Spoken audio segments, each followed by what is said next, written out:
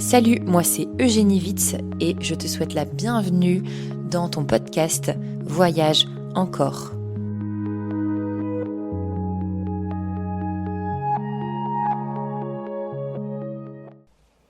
Bonjour à tous et bienvenue dans ce nouveau podcast où je suis très contente de recevoir Marie-Pierre Lebar. Hello. Hello. Alors, Marie-Pierre qui est psycho-énergéticienne, qui fait des constellations familiales aussi et qui fait beaucoup de choses. Et je pense que tu vas être la mieux pour te présenter à toutes les personnes qui nous écoutent. Est-ce que tu veux bien du coup commencer par peut-être raconter ton histoire? Qu'est-ce qui t'a mis sur le chemin de la thérapie et à être là aujourd'hui?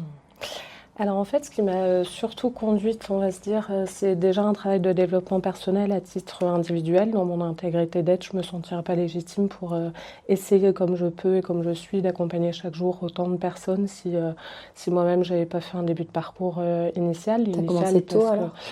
vers l'âge de 17 ans, en tout cas au niveau des ouvrages, et puis après d'une consulte qui amène une deuxième consulte dans une autre pratique, et puis une troisième consulte éventuelle dans un... Ouais, on va se dire, souvent je dis que le développement personnel, c'est plusieurs formes de consultation, plusieurs mouvements extérieurs qui amènent. Alors ça peut être sur le corps, ça peut être sur la gestion de l'inconscient, sur l'émotionnel, sur le transgénérationnel. C'est aussi pour ça que je me suis formée in fine aux constellations familiales. Tout ce qu'on se porte dans les inconscients, soit collectifs, soit sociétaux, soit familiaux, soit éducatifs, à partir de plein de mouvements extérieurs. Donc, tu as commencé à partir de 17 ans à À m'initier. découvrir, à t'initier à tout ça avec plein de À titre perso. thérapeutes, etc. Et c'est là où ça t'a ouvert... Ouais.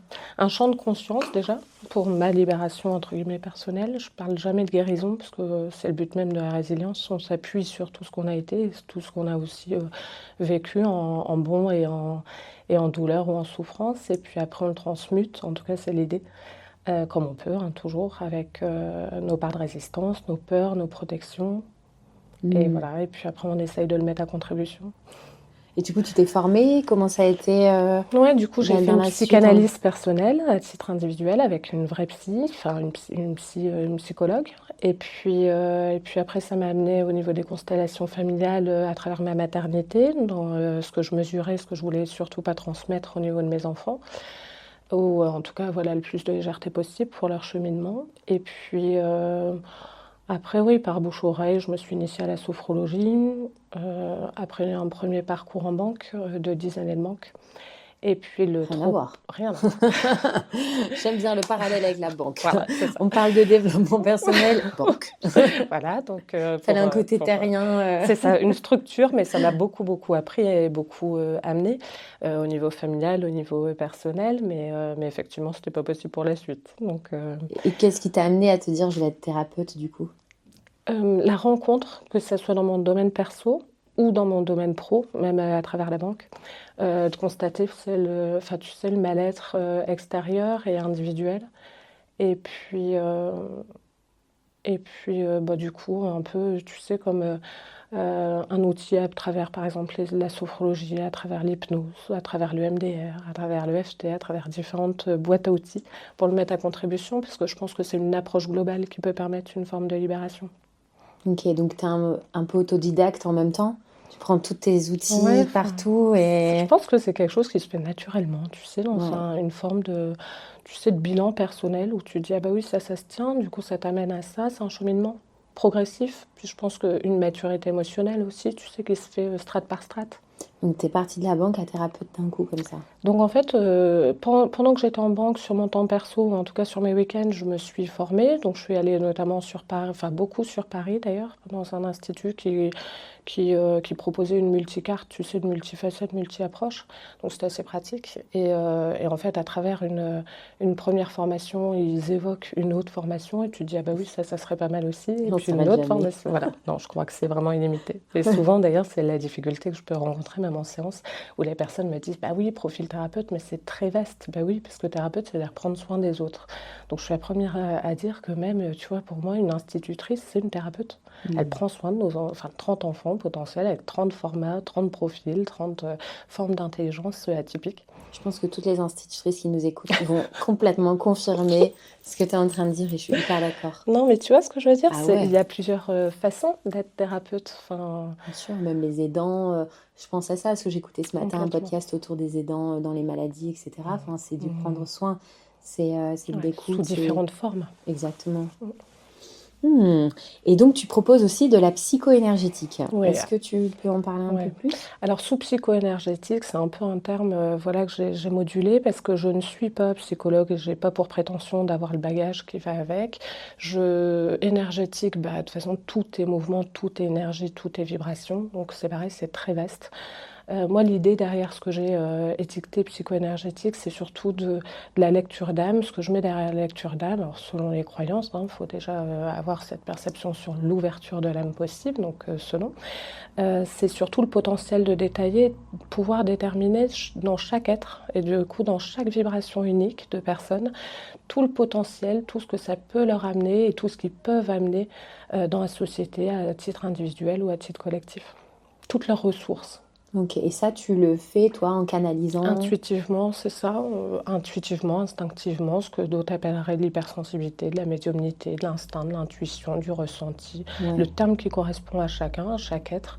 En fait, je canalise, on dit canaliser, ou j'interprète, tout est une grille de décodage, hein, à travers les prénoms. Et donc, une fois que je me connecte à l'énergie, on va dire, du prénom, de là me vient tout ce potentiel. Tu as pas besoin de la date de naissance, de Non, tout ça? non, je m'appuie uniquement que sur le prénom. Même pas de Dans ma photo? forme de Ouais. médiumnité, hein, non, OK, tu ni as de appris photo. ça ou comment ça s'est passé? C'est pareil, ça a été très instinctif, très archaïque, dans ma posture personnelle, à titre, perso, dans ma vraie vie, on va se dire. À titre individuel, j'ai perdu ma mère très, très, très jeune, ce qui, à mon sens, mais c'est qu'une interprétation, ma forme de vérité, m'a développé cet instinct, de reliance, on va se dire, à d'autres plans. Je suppose que dans une première intention, c'est peut-être justement à 11 mois pour relier à l'âme ou à la perception, à la vibration de ma mère. Et après, c'est comme si je l'ai un peu décliné à chaque être. Mmh. Donc déjà jeune, tu sentais, que Ouais, tu pouvais te connecter avec, l'intuition d'une ouais. manière, Alors forcément, j'y mettais pas de mots parce que j'avais pas le recul, parce que j'avais pas cette ouverture ou cette perspective. Mais effectivement, très vite, au contact des gens, que ça soit visuel ou que ça soit au niveau des prénoms, j'avais comme l'impression déjà de les ressentir ou de les connaître particulièrement bien. Alors parfois c'est confortable, parfois ça l'est moins, parce que ça dépend de chaque vibration de personne. Donc forcément, on n'a jamais la même intensité au contact des personnes. Et, euh, et après, effectivement, j'avais des formes de canalisation ou d'information les concernant. OK, et ça tu voyais des fois à ce moment-là, là je parle encore, de ton adolescence, de comment tu Mm, en es arrivée là mm, aujourd'hui, du passé, présent, futur aussi en même temps que tu mm. canalisais? Ouais. Alors, Ou ça reste très présent et c'est la personne qui est là et tu vois son plein potentiel? c'est ça. C'est C'est surtout plutôt un ça. instant T où on voit le plein potentiel. Après, ce que je tiens quand même à préciser, ce qui me paraît hyper important, c'est que c'est pas, on va se dire, de la voyance. Parce qu'il y a le potentiel et il y a ce qu'on en fait. Et là, il y a un monde Mmh. parfois, ou plusieurs mondes Et d'ailleurs. c'est hyper C'est-à-dire bien de que, le dire. bah ouais, Ouais. parce qu'en fait, le potentiel d'une personne, c'est effectivement tout ce qui serait à même de pouvoir accueillir, créer, transformer. Et après, effectivement, il y a une notion de limite ou de volonté même, de ne pas vouloir aguerrir un plein potentiel. Et ça, c'est respectable et ça correspond à chaque être. Ah mais je pense que ça me fait écho à, j'avais pu voir, Christine Thomas qui est Mm. astrologue Mm. humaniste, on parlait de plein potentiel Ça, et en fait, c'est ça aussi où voilà toi, ça. tu à du coup sentir le plein potentiel de la personne, Ouais, sans dire, «Alors, dans 6 mois, on va je sais non. pas, il y aura une pierre qui va Mm. tomber sur votre tête» ou j'en sais rien Ben ou non, puisque il y a aussi un enjeu qui est essentiel vraiment de libre arbitre. Et ça, je le rappelle, et je suis presque vraiment très insistante à chaque séance, c'est qu'en fonction de ce qui serait le plus propice, et en fonction, donc ça c'est ce que j'appellerais mesurer le potentiel, mais en fonction de ce que la personne va pouvoir ou va savoir ou va vouloir en faire, bah, ça donnera forcément une orientation différente. C'est-à-dire que si l'idée dans le potentiel, mettons en métaphore, c'est de partir à gauche, et que la personne là, intuitivement ou dans sa volonté ou dans sa restriction d'être, se dit bah, je prends à droite, bah, très bien, enfin, tout est juste, c'est pas grave, ça sera une expérience. Mais effectivement, bah, le potentiel de base n'était pas cohérent par rapport aux faits. Et ça, je trouve ça, tu vois, quand je t'ai rencontré dans ta pratique, parce que je le dis là pour ceux qui nous écoutent, j'ai pu rencontrer Marie-Pierre aussi en séance personnellement. Et j'avais déjà pu voir des personnes qui se disent aussi médium, voyant et tout ça, parce que j'aime bien, moi, découvrir et après faire ma propre idée. Et ce que j'ai beaucoup apprécié avec toi, c'est qu'en début de séance, tu poses ce cadre-là. Ce cadre qui dit que, en fait, ce que je dis, c'est pas inscrit dans le marbre pour toujours, qu'il y a aussi cette notion de temps qui veut pas dire trop grand-chose là-haut, C'est clair. dans le côté énergétique, énergie, que pour nous, oui, on a des montres, on a des secondes, mais là-bas, il n'y a pas vraiment autant de secondes ni de montres. Et vraiment de remettre aussi l'église au centre du village en disant on est notre propre maître aussi, on a nos choix, on est je sais pas comment tu pourrais Oui. aussi dire, tu vois, Ouais. vraiment ça j'ai beaucoup apprécié que tu posais ce cadre-là en début pour ramener. Ben parce que selon moi, ce qui peut être dangereux dans les pratiques dites de développement personnel, c'est aussi une forme de pouvoir ou d'induction Du thérapeute. fortuite, voilà, Ah, du mais thérapeute et de malheureusement, l'ego hein, d'ailleurs, ouais. mais c'est une forme de pouvoir. L'ego mal amené, ça peut être une forme d'ascendant de pouvoir ou d'emprise ou de manipulation, peu importe, c'est pas le sujet, mais tout ça pour dire qu'effectivement, pour moi, c'est essentiel de ramener cette part de libre arbitre parce qu'en plus, vraiment, même à titre perso, je trouverais hyper fataliste le fait de se dire le matin en se levant, en fait, tout est déjà écrit, donc pourquoi je me lève? Si moi, j'ai pas de pouvoir d'action sur ce que sera la suite de ma vie, effectivement, pourquoi en tant que petit terrien, on se lève et puis dans quel objectif? De croissance, du moins. Ah, mais tellement. Et c'est pour ça que je trouvais ça vraiment chouette de te rencontrer aujourd'hui pour pouvoir le dire au monde qu'en fait, c'est pas parce que dans la médiumnité et on peut entendre des choses que oui, c'est écrit. Et il faut faire attention parce que là, je parle d'un truc personnel où j'avais un jour été voir une médium dans les salons. Tu vois, les salons, alors là, faut faire gaffe. Hein, dans ces trucs-là, déjà, ça brasse à fond et pour 10 balles, t'as 30 minutes de brillante. Et toute naïve que je pouvais être, j'ai pu aller voir. Et la nana, elle m'a lancé des trucs. Alors, votre mec va vous tromper, puis il va se passer ça. Dans une panique. Et je me dis, mais quelle dangerosité. Genre, elle connaît pas si j'ai des ressources derrière. C'est quoi ma maturité d'esprit, mon conscience. Il n'y avait rien. Oh mon Dieu. Ouais, non. J'ai dit, mais... donc, bien, là, c'est ce que j'ai envie de dire aux personnes qui nous écoutent, de bien faire attention au cadre qui est posé du thérapeute en début de séance, quoi. Donc quand là, tu vois, je reviens, tu poses le cadre, ça montre vraiment, comment dire, la sécurité que tu apportes dans la séance, je trouve, à ce moment-là. Puis dans mon intégrité, il y a presque quelque chose peut-être, et je l'assumerai, tu vois, d'égoïste de ma part, de me dire que dans ma sérénité intérieure, c'est vital, dans chaque cadre relationnel, de poser, tu vois, si vraiment je voudrais être intègre avec toi jusqu'au bout. Oui, je le fais pour créer une forme d'alliance thérapeutique, ce qu'on appelle l'alliance thérapeutique, c'est voilà, qu'est-ce que moi je suis prête ou quelles limites je pourrais pas générer dans la situation, dans la consultation. Et tout comme moi, comment je m'apaise au fond de moi, en sécurité personnelle, de me dire, voilà, là au moins, tu as posé ce cadre-là, c'est intègre, et toi, ça t'amène aussi cette sérénité intérieure de te dire que tu l'avais posé. Pas pour se défausser, mais pour responsabiliser aussi chaque être, c'est quand même le but de la thérapie, de la responsabilité personnelle ou de la victimisation. La victimisation, il y a quelque chose, selon mon interprétation, de je m'auto-complais dans une situation, et presque à l'extrême, je peux en faire une caricature de moi-même. Donc en fait, tu sais, c'est des personnes et tout est respectable, hein, mais en tout cas dans leurs limites, dans leur prisme, voilà, ils retournent là-dedans et ils réappuient sur la souffrance et inconsciemment, ça amène de l'auto-sabotage, ou consciemment selon. Et puis, alors que la responsabilité de vie, c'est, oui, on est tous et toutes responsables selon moi, tu vois, alors pas de chaque situation, mais de ce qu'on fera de chaque situation. Mais tellement, et je trouve que dans la thérapie, bon là on parle de la thérapie en général, on a un peu divagué, mais c'est hyper important de remettre la responsabilité du patient. Je le vois en séance quand j'ai des personnes qui viennent me voir tous les mois, qui voient des thérapeutes tout le temps. Il y a un moment je dis ok, mais en fait qu'est-ce que derrière vous mettez en place aussi vous dans votre vie, quelles ressources vous avez, parce que on n'est pas là pour porter aussi. Complètement. C'est un soutien d'un moment, mais c'est un peu comme dire aux patients, tout est déjà en toi, Mm. quoi. Et juste regarde C'est ça, tout ce que tes tu as déjà. ressources. Ouais, Mm. Sinon, c'est de l'assistanat. complètement. Et là, c'est plus juste parce que dans ta prise en charge, tu vas pas au fond de toi. Super, j'aime bien ces discussions. J'adore. Je sens qu'on peut en parler pendant un bon Ouais, moment. Je vais revenir un peu sur la psycho-énergétique, mais c'est bien, on a posé des belles valeurs, hein. Franchement, qui en plus, je vois personnellement, résonne. ouais, résonnent complètement.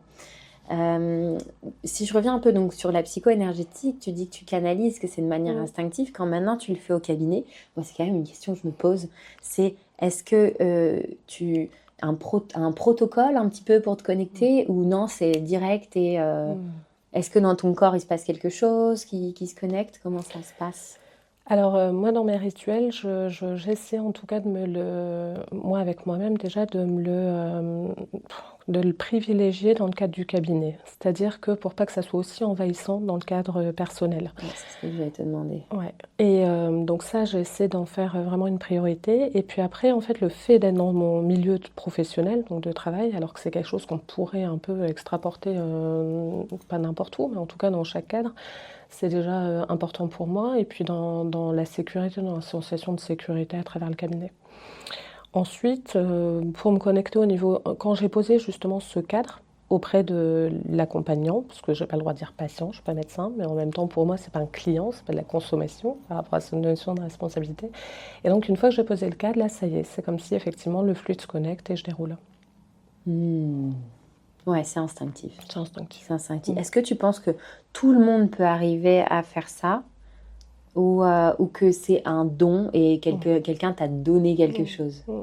Ça aussi, je le rappelle souvent dans le cadre. Je dis attention, voilà, souvent on me dit va la voir ou appelle-la, elle est psycho-énergéticienne. Mais pour moi, on peut tous avoir cet instinct, cette intuition. C'est inné, c'est vraiment revenir à notre ressource personnelle. C'est-à-dire qu'à la base, il n'y avait pas, par exemple, voilà, je vais essayer de la faire courte, mais il n'y avait pas d'écran, il y avait moins de zones de pouvoir, enfin de remplissage de Pas de culturel. stimulation, Voilà, quoi. c'est ça. Ouais. Et on faisait tout d'instinct. C'est-à-dire Mm. qu'il y a quelque chose de très primaire dans ce fonctionnement instinctif ou intuitif. Il y a encore des peuples qui utilisent, je sais pas, effectivement, on parlait d'astro, les lunaisons, les cycles, la mutation de la nature pour nous indiquer où on en est dans nos cycles de vie ou dans nos cycles personnels. Donc toujours est-il, tout ça pour dire que oui, pour moi, on a tout cet instinct. Après, on n'est peut-être pas tous et toutes obligés de le connecter en permanence ou de le mettre à profit en permanence, soit de soi, soit de l'autre, hein. Et puis après, c'est notre façon de canaliser ou euh, de ressentir qui peut être totalement différente d'une personne à l'autre. Moi, quand j'écoute d'autres, je sais pas, des médiums, donc des gens qui travaillent à la base sur une grille instinctive, il y a des personnes qui canalisent à travers des flashs, par exemple, ce qu'on appelle la clairvoyance. Il y en a qui canalisent à travers un fluide audible, donc clairaudience, ce qu'on appellerait clairaudience. C'est vraiment propre à chacun.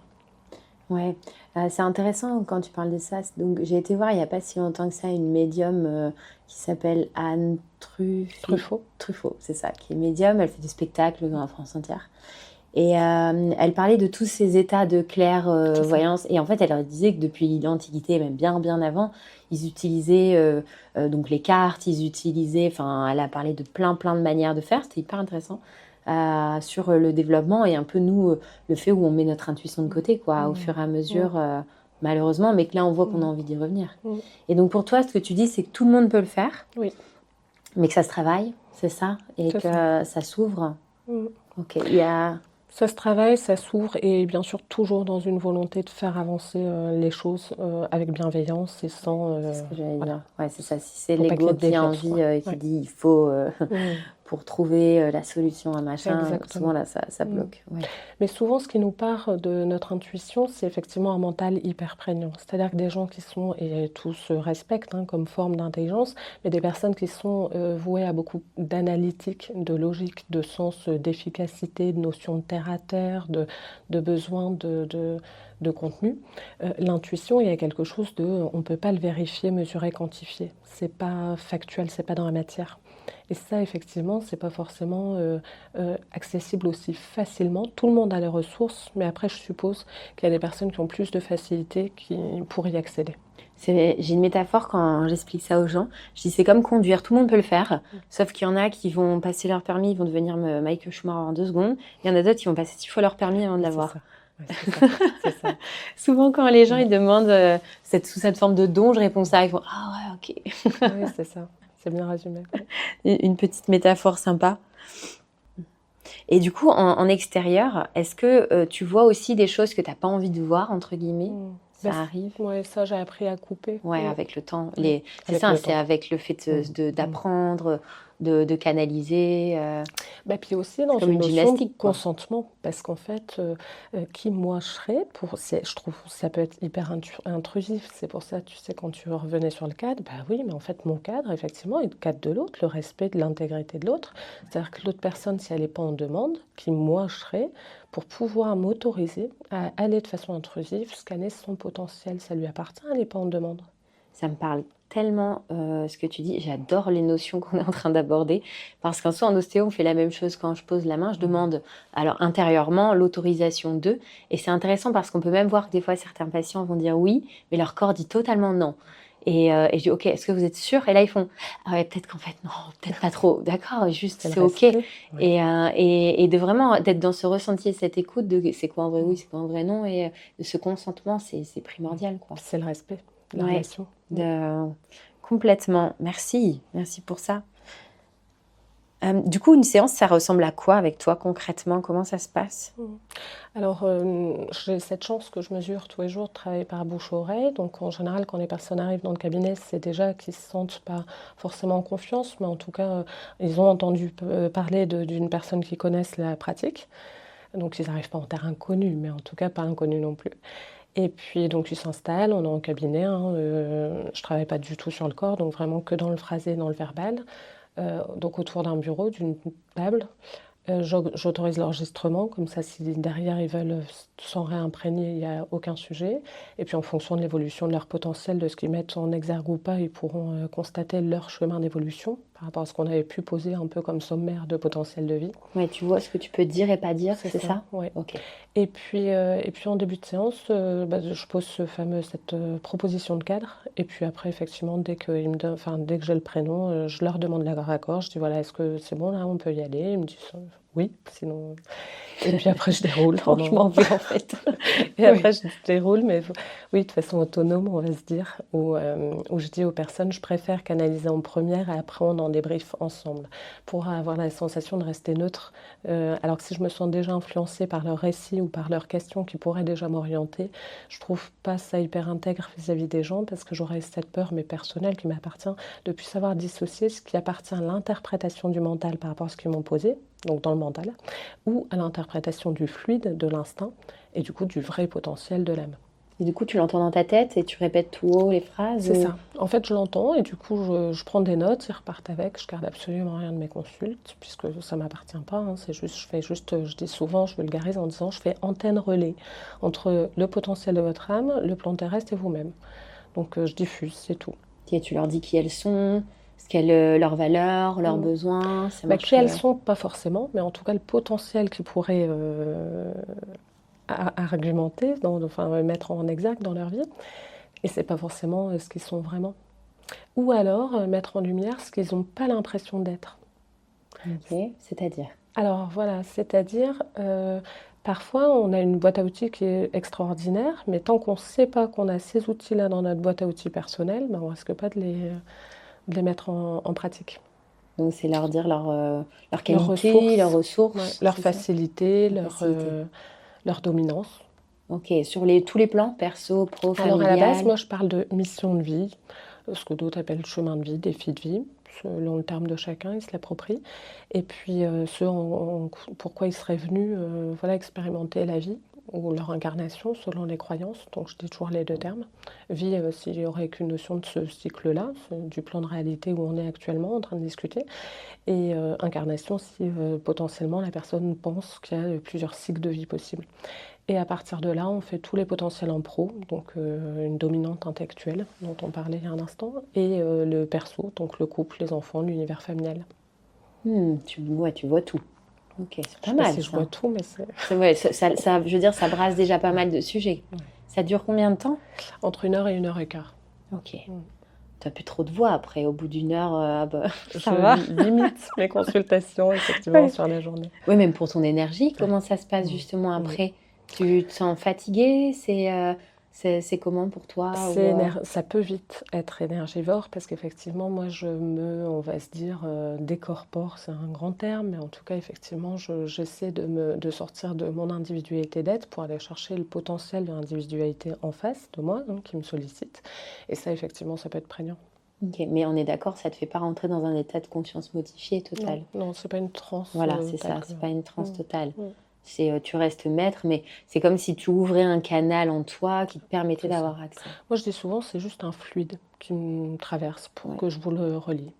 Ok. Et j'avais juste envie d'exposer où parfois je sais que certaines personnes, ça peut faire peur un peu ce truc-là. Ouais, je comprends. Je vois personnellement, quand j'ai commencé à bosser, j'entendais des choses dans ma tête et je me suis dit, mais je suis en train de devenir folle, quoi. C'est le premier truc, surtout avec toute l'histoire un peu qu'on peut avoir autour de ça, des maladies psychiatriques et autres. Et en fait, j'avais rencontré un groupe dans une conférence, enfin non, c'est pas dans une conférence, dans une formation de personnes un peu comme moi. Et je me suis dit, ah, je suis pas seule, donc ça c'est chouette. Donc c'est pour ça que le fait d'en parler aussi, si des gens se reconnaissent là-dedans, je trouve ça cool de se dire, ah, punaise, je suis pas seule à des fois avoir une intuition, à me dire, je sais pas, bah tiens, il va se passer ça, pouf, il se le passe, ou j'ai l'impression qu'il y a ça avec telle personne et de le ressentir. Et moi, je sais que pendant les séances, ça se développe vraiment où du coup, pareil, il y a ce truc de mettre le cadre, ça vient par moi, c'est pas la vérité absolue, est-ce que ça vous parle ou pas? Et paf, ça peut venir faire résonner des endroits, je trouve, où ils n'avaient pas. C'est comme s'ils le savaient, mais que de le dire tout haut, c'est pas pareil. Ouais. Ils Et n'avaient pas mis de mots. c'est ça. Et moi, je trouve que dans tes séances, ça m'avait fait ça aussi. C'était un peu le truc de. C'est comme si je connais ce qui est dit, parce que ça fait partie de moi, mais en même temps de l'entendre, ah, ça fait un truc, quoi. Et là, ça fait réfléchir, et c'est comme si ça vient faire bouger quelque chose à l'intérieur, dans le corps. Il peut y avoir aussi une notion associée, mais tu me dis si c'est ce que tu relates, de légitimité. Tu sais, des fois, quand tu poses des mots, peut-être, hein, je te le suggère, mais quand tu poses des mots sur un état d'être, mais en fait que voilà, c'est un ressenti, donc c'est assez parfois nébuleux, surtout quand c'est soi sur soi-même, on n'a pas forcément une capacité de recul pour pouvoir le conscientiser réellement avec des mots en place. Et donc, effectivement, le fait de les étiqueter, parfois, on se légitimise en se disant, voilà, je peux m'attribuer cette ressource ou cette facilité. Ouais, complètement, complètement, de se dire, j'ai le droit, quoi, j'ai le droit de ressentir ça, de vivre ça, et c'est ok. C'est un peu ce truc-là, complètement. Et du coup, toi, les personnes qui viennent, elles viennent avec une problématique particulière, avec une demande, ou qu'est-ce qu'ils font qu'elles vont venir te voir en séance? Ce que j'adore dans ma pratique, c'est que c'est jamais la même demande s'il y en avait une. Donc effectivement, parfois, il n'y a aucune demande. C'est vraiment une quête de soi et une volonté de travailler sur voilà, ses zones, ses ressources, son identité personnelle. Et parfois, effectivement, il y a des sujets ou des problématiques, souvent c'est plus des problématiques que des thématiques qui sont posées, comme une situation par exemple de burn-out, que ce soit familial ou professionnel, comme des deuils qu'elles ne parviennent pas à faire elles avec elles-mêmes, et le fait de mettre en relation le deuil de la personne, l'identité de la personne avec le miroir de la personne que j'ai en face, voilà, ça peut effectivement faire modifier la capacité d'état de deuil. Tu fais des lectures avec les âmes, etc., les voir, les entendre, tous ces trucs-là, ou pas? Oui, souvent c'est ce qu'on attribue au médium, et en psycho-énergétique, je voulais démarquer du terme médium. Médium, effectivement, c'est aussi de l'intuition, hein. Il faut de l'intuition pour relier à d'autres plans d'incarnation possibles, en tout cas de mondes possibles, selon les croyances. Après, effectivement, c'est parce que j'aime faire, est-ce que je suis légitime pour solliciter une âme qui serait plus sur le plan terrestre? Ok, donc c'était cette questionnement-là où tu t'es Ouais. dit Parce que c'est que tu n'avais pas envie ou ça. pas. Ouais. Ouais, Bah, enfin, en tout cas, dans ma posture, et c'est en ça qu'on est tous complémentaires, je trouve, enfin, je me sens plus à l'aise à l'idée de détailler un potentiel de vie, parce qu'on a encore un pouvoir d'action là-dessus, que de détailler bah, parfois des regrets, mais qui font partie de l'histoire, hein. Euh, du fait d'un deuil ou Hmm. d'une personne qui Ouais, s'est décorporée. ok. On sait bien, il y a de tout en médium, Voilà, donc c'est ça. On est tous complémentaires. ça c'est bien. Et j'avais une question quand tu parlais justement des personnes qui viennent avec une problématique. Si c'est une problématique dans une relation, par exemple, je sais pas, je caricature totalement, est-ce qu'un tel m'a trompé? Est-ce que ce Mm. genre de truc, tu as déjà pu l'entendre? Mm. Ou comment ça se passe pour y répondre quand ça inclut du coup quelqu'un d'autre, où il n'y a pas le consentement non plus à ce moment-là de connexion à l'âme de l'autre? Donc je sais pas comment Mm. toi tu le vis dans tes séances, ça. Bah, souvent, je demande à la personne déjà, pour elle, avec elle-même, se recentrer, qu'est-ce que ça pourrait lui apporter dans la situation, de savoir s'il y a eu, par exemple, trahison. Ça, déjà, c'est important de le savoir, parce que est-ce que c'est juste de l'ego, de colère et de volonté de vengeance, ou est-ce que, et du coup, c'est pas forcément du vrai développement personnel, ou est-ce que c'est bah, voilà, un besoin pour son cheminement dans le cadre on parlait de deuil, il y a plusieurs deuils possibles, ça peut être un deuil de relation, de couple. C'est déjà Hmm. un deuil, hein, ça fait partie du cycle, hein, de la relation. Et donc, et après, ben, en fait, non, je n'apporte pas réellement de réponse par rapport à ça, parce que c'est pas une vérité sacrée non plus, ça parle pas d'un potentiel à mettre en exergue. Ouais, ouais, c'est bien. C'est chouette tout ça. Et ça me fait penser à une question. Est-ce que pour toi-même, tu arrives à savoir des trucs, ton plein potentiel, tu vois, à augmenter tout ça? Parce que je me dis, il doit y avoir des gens qui se disent, ah non, mais les médiums, c'est génial, elles peuvent avoir les chiffres du loto, elles peuvent tout connaître, elles doivent être incroyables, quoi. Je sais Mm. pas si tu as déjà entendu ça. Non. Ah bah, je te jure que quand c'était le spectacle d'Anne j'arriverai pas à dire son nom, Truffino, Truffaut? Truffaut? Truffaut? Ok, je regarderai. On en discutait, et même j'entendais les gens discuter autour avec vraiment cette idée de personnes qui, quand ils ont un peu cette pleine intuition, qui peuvent du coup Mm. tout deviner, Mm. toucher à tout trouver, Mm. et que c'est miracle, quoi. Alors là, vraiment, ça inclut que moi, hein, dans la réponse. Je parle pas de toutes les médiums ou psycho-énergéticiennes, mais en tout cas, moi, pour moi-même, j'arrive pas en tout cas, j'ai pas cette prétention de pouvoir canaliser sur moi-même. Et ce qui me paraît cohérent, parce que on est tous là pour expérimenter aussi. Donc, si on savait tout dès le départ, on n'expérimente rien au final.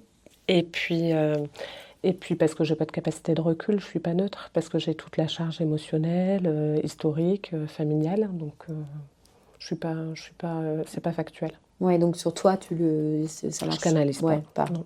Ok, très bonne réponse.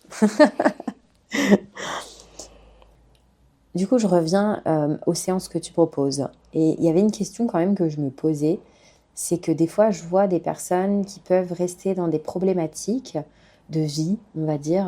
Là, tu vois, tu parlais de deuil, de choses comme ça. Qu'est-ce qui fait pour toi que ça peut, euh, comment dire, un peu coincer le rouage et que ça avance pas, ou que ça reste bloqué, ou dans le corps, ou dans l'énergie? Je sais pas si ma question est très bien posée. Euh, c'est plus dans le sens où je vois des fois des personnes qui ont une problématique et qui disent j'ai l'impression que c'est toujours là, par exemple une dépression, même une Mm. anxiété, et qui disent c'est de toute façon ça sera ça toute ma vie, c'est comme ça, c'est pas autrement. Est-ce que Mm. tu vois ce genre de choses et Mm. qu'est-ce que tu lis toi par rapport à ces personnes dans leur Mm. plein potentiel, leurs âmes?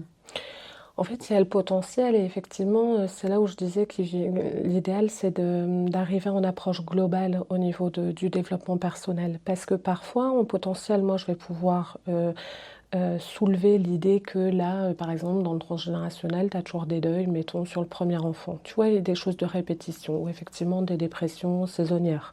Euh, et en fait, c'est pas pour autant que moi, j'ai l'outil en place pour aider la personne à libérer, tu sais, ce frein ou ce blocage. Et parfois, l'outil, on va le plus le trouver dans le corps.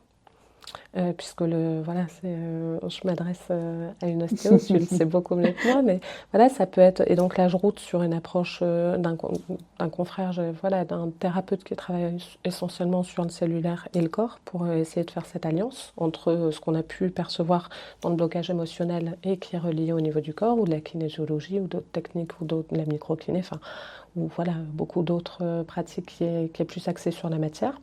Puis parfois sur l'inconscient, parce que des fois, en fait, on ressent des blocages, mais si on ne sait pas d'où ils viennent, l'idée, c'est d'aller le chercher effectivement dans l'inconscient. Là, j'aurais peut-être plus préconisé de l'hypnose ou de l'EMDR ou de l'EFT, mais de l'EMDR, de l'EFT, l'idée, ce serait plus sur un trauma identifié. Par exemple, quand je reçois des personnes qui sont encore sous état de choc ou de sidération au niveau de leur âme, du coup, hein, comme le Bataclan, après des faits comme le Bataclan, là, effectivement, je route plus en EMDR parce que le trauma est identifié et ça met en corrélation tous les sens. Ça peut être l'ouïe, enfin voilà. On est complètement d'accord avec ce que tu dis. C'est chouette. De toute façon, travailler en pluridisciplinarité, hein, je trouve aussi comme ça que ça avance. C'est complètement essentiel. Totalement d'accord. Du coup, ça m'amène à une autre question. Est-ce qu'on peut venir te voir du coup plusieurs fois ou en fait on te vient te voir une fois et ça nous amène à aller voir d'autres thérapeutes? Comment est-ce que ça se passe? Alors, j'ai souvent, en tout cas à la fin de la séance, quand est-ce qu'on se revoit? Moi, l'idée, c'est pas d'arriver à de la régularité. Parce qu'effectivement, il y a le potentiel, mais après, il n'y a pas de timing. C'est ce que tu soulignais en début de podcast. C'est-à-dire que, oui, parfois, on peut tout de suite agir sur la matière et mettre en place plein d'éléments. Puis parfois, il faudra effectivement un temps dans les faits, parce que tous les facteurs ne dépendent pas que de nous. Et on ne peut pas imposer à quelqu'un d'autre ou à des circonstances extérieures d'agir au même diapason, au même timing et dans la même volonté d'impact sur l'effet que nous. Et c'est là où effectivement, parfois je vois une seule fois les personnes, je suppose, pour détailler comme un peu un sommaire de vie. Et puis après, elles vont l'arpenter à travers d'autres pratiques ou à travers déjà leur vie, dans les faits. Et puis après, il y a des personnes qui prennent cet outil de la psycho-énergétique comme un peu une forme de coaching, si je puis dire, en tout cas pour les booster. Donc, je sais pas, elles viennent tous les 3 à 6 mois et puis on refait un point.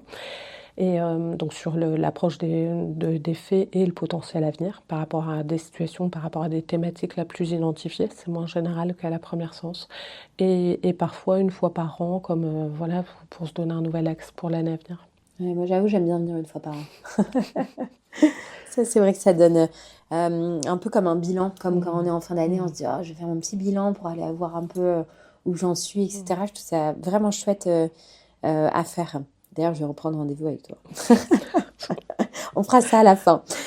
Donc ça m'amène à une question signature que je pose souvent en fin de séance. C'est est-ce que justement tu as une pratique ou une habitude de vie qui a changé la relation avec toi-même, avec ton émotion, avec ton corps, que tu aurais envie de conseiller aux gens, que toi tu fais, tu pratiques? Ça peut être très général, hein. Alors ça peut paraître bateau, mais si tu veux, il y a 2 choses qui me viennent quand tu me dis ça. C'est déjà de se dire que rien n'est immuable. C'est-à-dire que tout est mouvement. Donc vraiment, vraiment retenir ça, parce que quand on est activé au niveau émotionnel, on voit plus que la problématique, mais on voit pas forcément encore la zone d'ouverture qu'il y aura par la suite.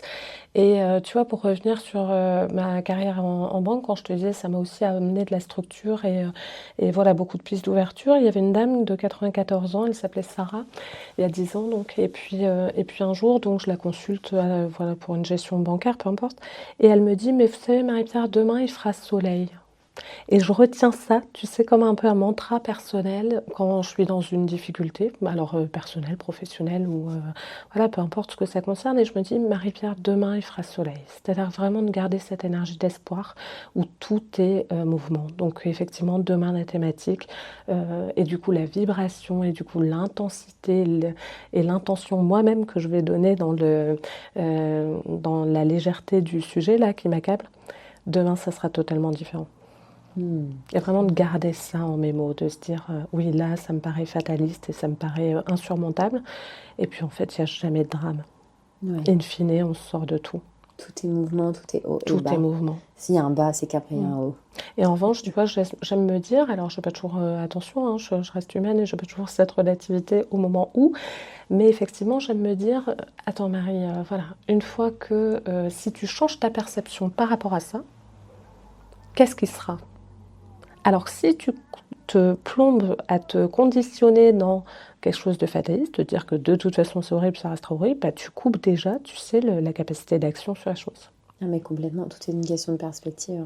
Et les choses qu'on se raconte, c'est important, hein. Oui, c'est ce qu'on appelle le pouvoir de la visualisation. Ouais. Et ça, c'est encore une autre thématique qui serait passionnante, mais effectivement, il y a de quoi faire. Ah, génial.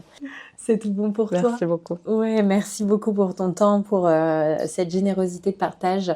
Merci. Et j'ai adoré les sujets qu'on a abordés, que ce soit même sur le plan posture thérapeutique, pour les patients, enfin moi j'appelle ça, oui, les patients, de comment bien rencontrer un thérapeute qui soit bienveillant, et en même temps qu'est-ce que toute ta pratique apporte.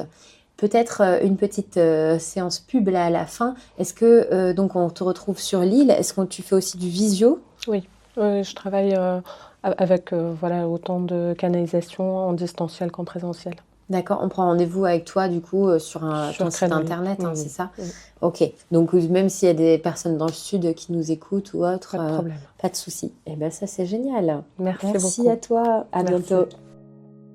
Avant de se quitter, si cet épisode t'a parlé, je t'invite à mettre quelques étoiles ou à venir le partager auprès des personnes qui t'entourent parce que c'est vraiment ce qui aide ce podcast à grandir. Merci d'être là, prends soin de toi et je te dis à très vite.